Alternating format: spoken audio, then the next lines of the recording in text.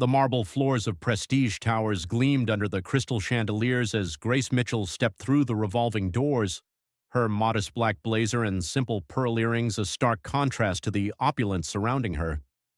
At 42, she had learned that true power didn't need to announce itself with designer labels or flashy jewelry. The woman who had built a media empire worth $2.8 billion preferred to observe the world from behind a veil of anonymity, and today's visit was no exception. Grace had arrived for what appeared to be a routine meeting, but her true purpose ran much deeper.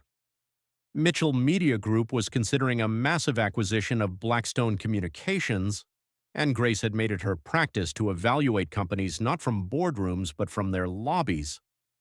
How a company treated strangers, she believed, revealed everything about its character.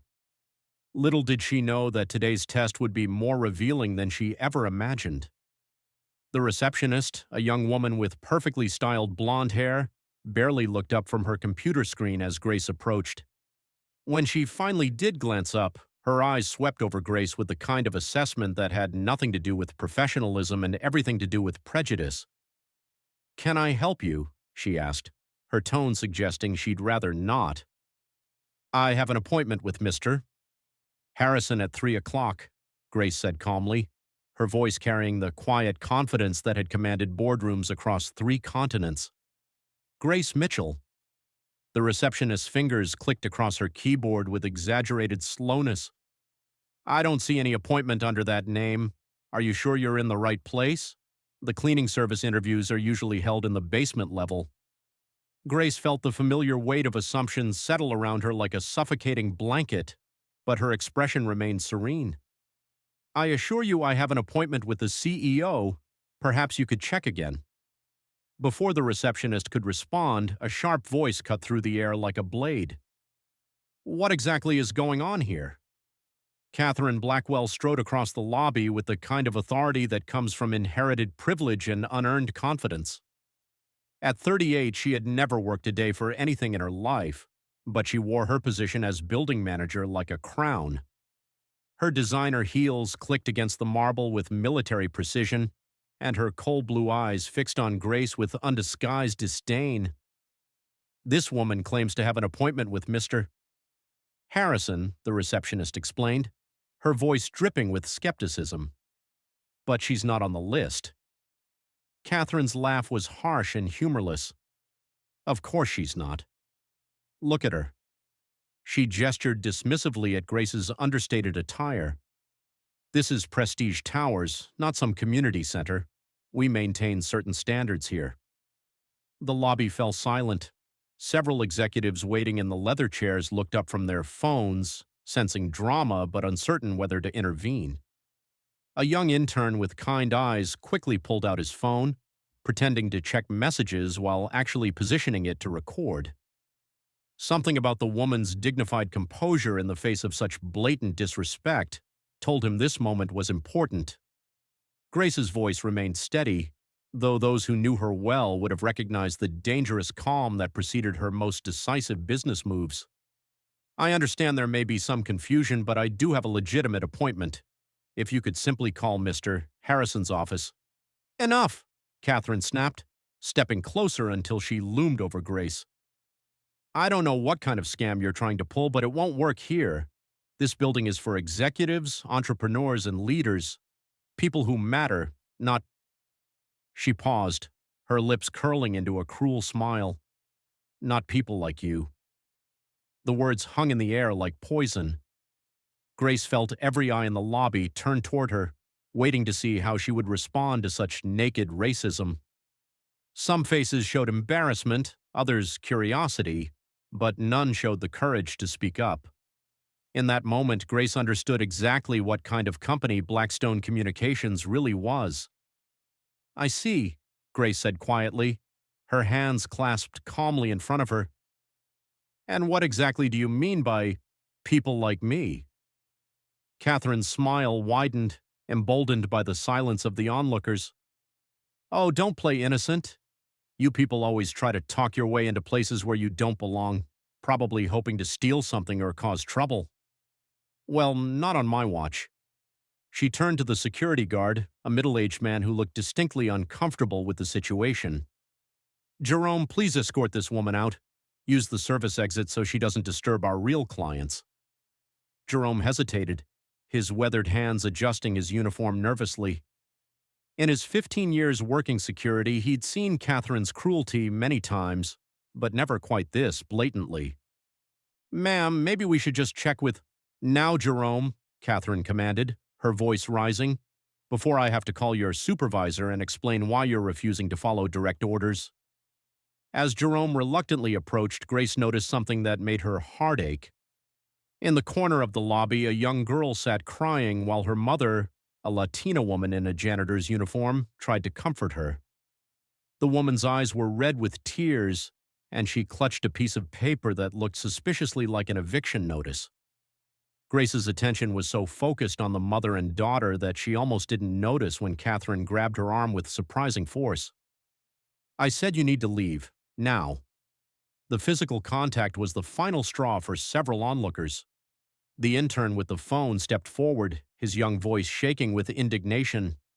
"Hey, you can't just—" "Stay out of this, Michael," Catherine snarled without taking her eyes off Grace. "Unless you want to join the unemployment line." Michael fell silent, but his phone kept recording. Grace gently removed Catherine's hand from her arm, her touch so controlled it spoke of tremendous restraint. "There's no need for force. I'll leave if that's what you want." But instead of heading toward the exit, Grace walked over to the crying child and knelt down to her level. The little girl couldn't have been more than 7, with big brown eyes that reminded Grace of her own daughter at that age. "What's wrong, sweetheart?" Grace asked softly. The mother tried to pull her daughter away, clearly terrified of causing more trouble. "I'm sorry, Senora." "We don't want any problems." Grace's heart broke as she recognized the fear in the woman's eyes, the same fear she'd seen in mirrors during her own childhood, when her single mother cleaned offices at night to pay for Grace's school supplies. "What's your name?" Grace asked gently. "Isabella," the woman whispered. "This is my daughter, Carmen. I work here, cleaning the offices, but—" She held up the eviction notice with trembling hands. "We're behind on rent. I don't know what to do." Without hesitation, Grace reached into her purse and pulled out her phone.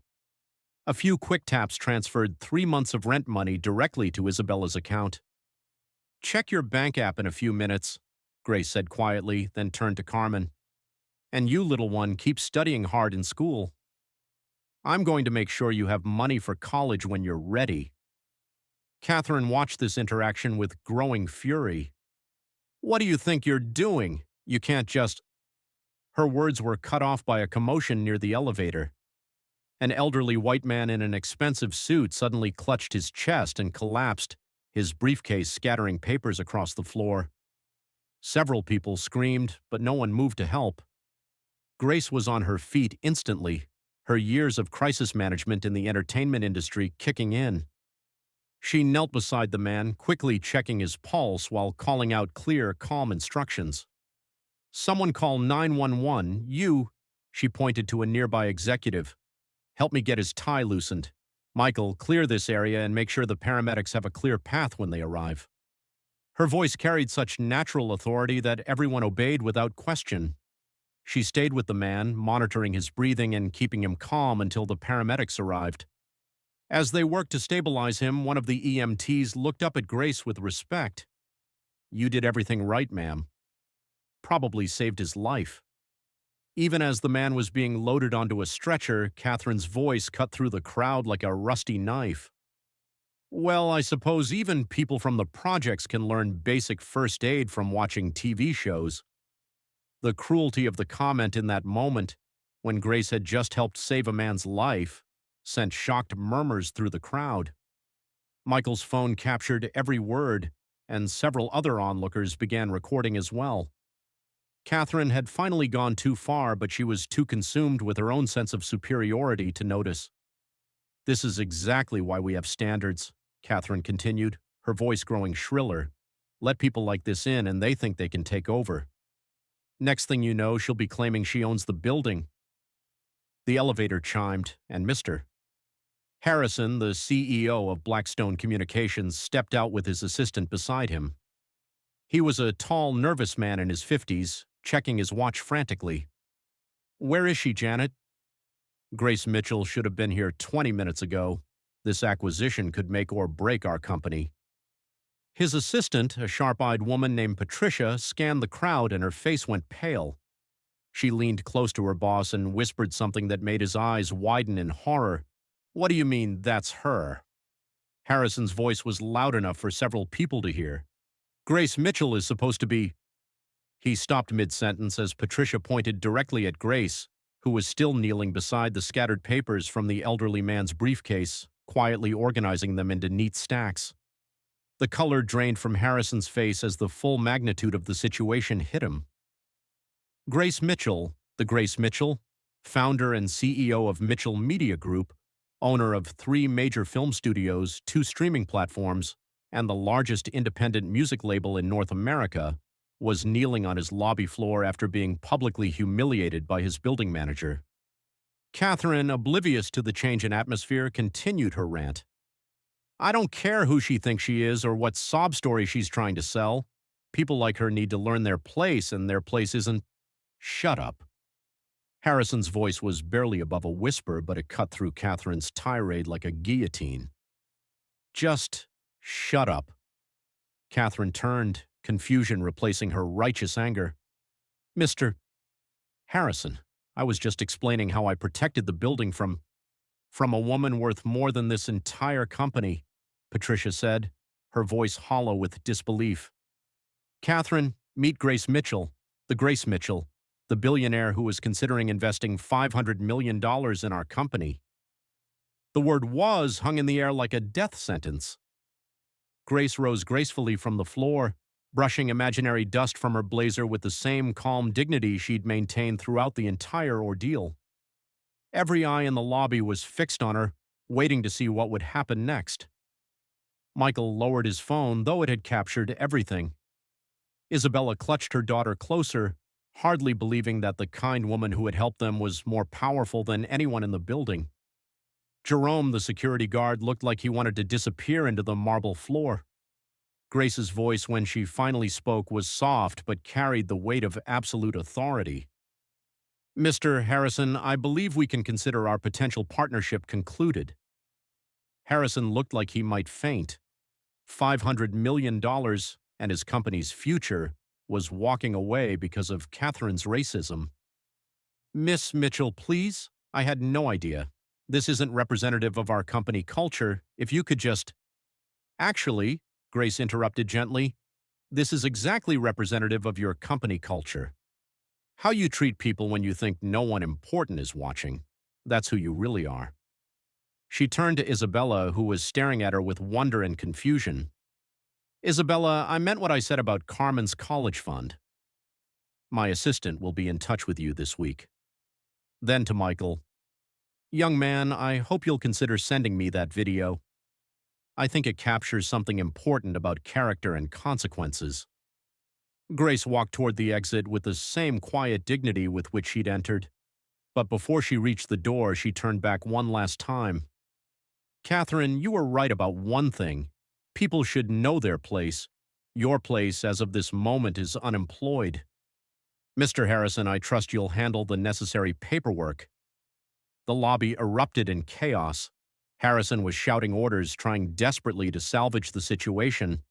Catherine was protesting her innocence, claiming she was just doing her job.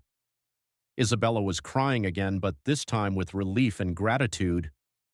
Michael was already uploading his video with the caption, "This is what real power looks like." But Grace Mitchell heard none of it. She walked out into the afternoon sun, pulling out her phone to call her assistant. There were other companies to acquire, other investments to make, and perhaps most importantly, there was a little girl named Carmen who would never have to worry about college tuition. The story would go viral within hours. Michael's video would be shared millions of times, sparking conversations about dignity, respect, and the quiet strength that real power requires. Isabella would frame the eviction notice as a reminder of the day her life changed forever, and Catherine Blackwell would learn that cruelty always comes with a price. Grace Mitchell drove away from Prestige Towers knowing that sometimes the most important business deals aren't the ones you make, but the ones you walk away from. In a world that often judges people by their appearance, their accent, or the color of their skin, she had proven once again that true worth can't be measured by appearances. The building behind her would recover eventually. Harrison would implement diversity training and sensitivity workshops, though it would take years to rebuild the company's reputation. But the lesson of that afternoon would echo far beyond the marble walls of Prestige Towers. Sometimes it takes a billionaire in a simple black blazer to remind the world that respect isn't earned by what you own, but by how you treat others when you think no one is watching.